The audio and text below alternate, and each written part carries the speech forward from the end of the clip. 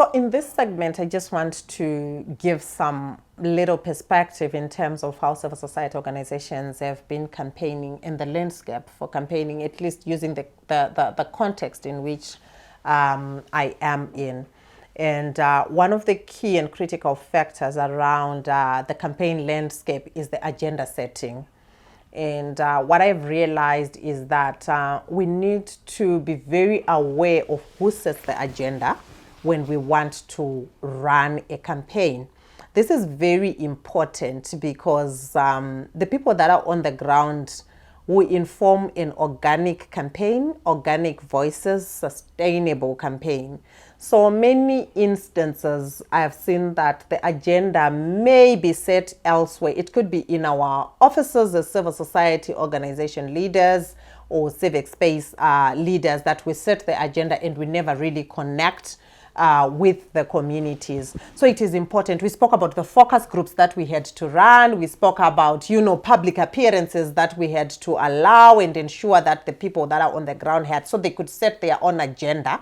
It is very important to actually do that. And sometimes the agenda is set by what is going on at that particular point in time. It could be an issue of climate change. It could be an issue of gender-based violence. It could be an issue of elections. So the agenda is always diverted with what is happening at that particular point in time. It is not wrong to go issue-based, but then the agenda in terms of what you want to get and problematizing the issue has to come from the people themselves, has to come from the locals themselves. I remember, the back and forth that I had to do like with partners in terms of how are we really going to launch this campaign and setting the agenda that people could carry on their own. So you need to be very sure and it is critical for you to know that paramount to the success of a campaign is agenda setting. If it is set elsewhere, the people will not catch up to it. It will not have traction. And it will die, just that kind of a stillbirth kind of death, or actually be aborted before it even begins or midway. The other issue is around jargon. I think many times as civil society organizations, when we are running our campaigns, we want to impress probably each other. So we use language that is above the heads of the people that we are trying to talk to. The solution holders we are trying to talk to, they can't even understand what are we trying to say because the language and the jargon that we use, they cannot understand it. But the people as well that we're trying to rally in terms of building the movement, they also cannot understand our language. So I think what I learned from the Halfa, at least from the feedback that I got, was that our language was very simple. We spoke about lingua hacking, and that is what we did. So everyone could kind of resonate with our language. It's very, very simple language. So try and make sure that your language is understood by the layperson. I've had an experience where I was in Kinshasa and we were holding a people's gathering, alongside the SADC Heads of State and Government Summit. And we had 5 interpreters, French interpreters. So as long as they were interpreting, from the English to the French, they were being said not to be interpreting correctly. But I got to a point where I paused and said, do we mean that these 5 interpreters are failing to understand or they don't know language? And what I concluded was that our language sometimes cannot be interpreted by the layperson, because one of the people then said, I think these have just been picked from the streets to come and interpret here. If our language and our campaigns cannot be interpreted by the person who is coming from the street, then they will not have impact. They will not be able to, resonate and get the traction that we're talking about. So our campaigns must speak to the person that is on the street. The other thing in terms of the campaign landscape is the theory of other minds. Because we are always put as well in this competitive mode. We don't want to share our ideas.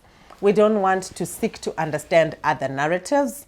We always think that we are correct. I think we need to understand the theory of other minds. Let's hear others. Let's unbox our ideas. Let's put them before, interrogation from our peers and refine and sharpen them so that our campaigns, they have a broader perspective in terms of narrative. So that is very important.